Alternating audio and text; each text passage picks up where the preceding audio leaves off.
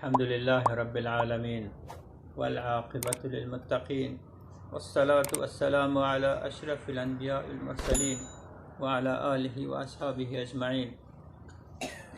یا رب، ما متوجه شدیم قدرت تو را دیدیم، به توانایی و قدرت تو ایمان داریم و به ناتوانی خود ایمان داریم. تا ناتوانی خود دیدیم و فهمیدیم که دکترها و متخصصین همگی عاجز شدند. خدایا، این بیماری همه بشریت را نگران کرده. یا الله، اگر بخواهی با این یک ویروس کوچکت همه جهان از بین میبری، ولی به مهربانیت هم ایمان داریم. یا رب، تو بخشنده و مهربان هستی، ما را تنبیه کردی. یا رب، ما توبه کردیم، مغفرتمان کن. یا رب، این ختم قرآن، این اذکار و توبه و زاری ما بندگان گناهکارت را بپذیر، سبب رفع این بلا بگردان یا ارحم الراحمین. یا الله، با چشمان پر اشک و با قلب پریشان و دل نارام تو را صدا میزنیم.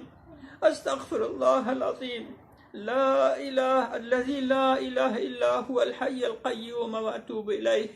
یا حی یا قیوم یا ذا الجلال والاکرام یا ارحم الراحمین. این دعاهای ما را قبول کن، قبول درگاهت بگردان یا ارحم الراحمین. کرونا، این ویروس مأمور و سرباز توست. یا رب، تو برش مأموریت دادی. یا الله، تو از مأموریت باز بگردان.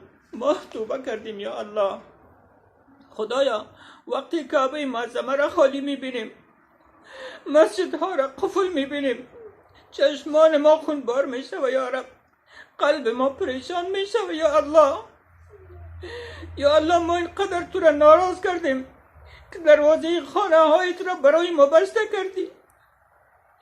یا الله، گناهان ما سبب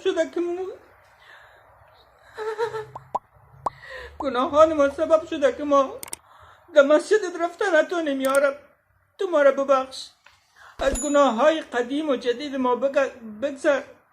گناه های بزرگ و کوچک پنهانی و آشکارای ما را ببخش. توبه میکنیم. یا رب، خودت گفتی درگاه من باز است. یا الله، دیگه درگاه نداریم. یا رب،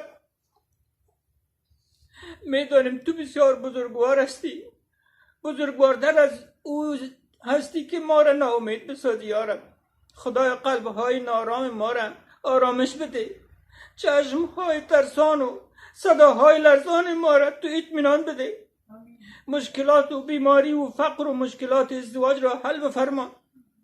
بی اولادهای ما را اولاد سالم و صالح نصیب بفرما. اولادهای ما را دیندار و صالح بگردان. مصیبت نافرمانی و بینمازی و اعتیاد مواد مخدر را جامعه ما بردار. برادران و خواهران ما را عفت و حیا و پاک دامنی و پاک چشمی نصیب بکن. علما و بزرگان و داعیان دین را نصرت و حفاظت بفرما. یا رب، ما را در میدان محشر جلو پیامبر محبوب ما سرمد نگردان. از دروغ و غیبت و تهمت و دزدی و زنا و قتل و تمام انواع گناهان نجات ما بده. یا رب، یا الله، زندگی با سعادت، مرگ با عزت و شهادت نصیب ما بگردان. خاتمه خیر نصیب ما بکن. یا رب، محبت خودت، محبت دین و قرآن، محبت پیامبران در دلهای ما بینداز.